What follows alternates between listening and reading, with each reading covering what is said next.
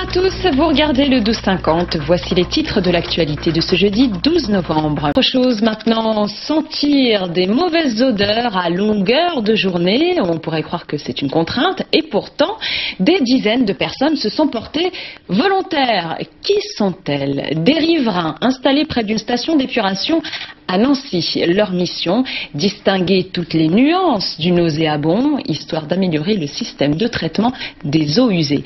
Attention, si vous êtes à table, certaines odeurs pourraient bien indisposer les plus sensibles. Pascal Largeron. Jean-Pierre est un peu comme une sentinelle, mais son arme, c'est son nez, avec lequel il traque à tout moment de la journée la moindre mauvaise odeur venue de là. La station d'épuration, à quelques centaines de mètres de son domicile.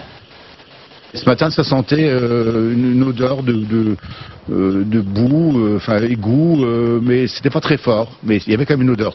Et pour pouvoir mettre des mots précis sur une sensation, il a appris à reconnaître les odeurs. On a nos 3 odeurs types, qui sont le pré-traitement gros, le pré-traitement fin et les boues. Dans ces sacs, de l'air capturé dans la station d'épuration. Chaque riverain volontaire s'en imprègne, comme on apprend à déguster un bon vin en décortiquant toutes les saveurs.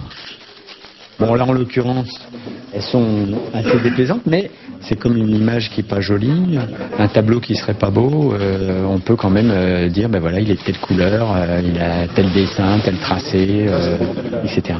En sollicitant les riverains, l'exploitant de l'usine d'assainissement veut affiner des mesures déjà obtenues grâce à des nez électroniques placés sur le site.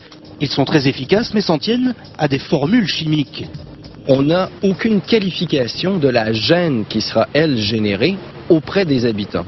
Et c'est là que le comité de riverains prend toute son importance parce qu'il va venir qualifier la gêne. L'étude doit durer 1 année et devrait déboucher sur des travaux d'amélioration de la station, histoire pour elle d'être enfin en odeur de sainteté auprès des riverains. Ainsi s'achève le journal de la rédaction. Merci de l'avoir suivi. Ce soir, pour l'information, vous retrouverez Claire Barsac pour le 19h45. Demain, David Jaco à 12h50. Quant à moi, j'aurai le plaisir de vous retrouver dès lundi à la même heure. D'ici là, je vous souhaite une bonne fin de journée et un bon week-end.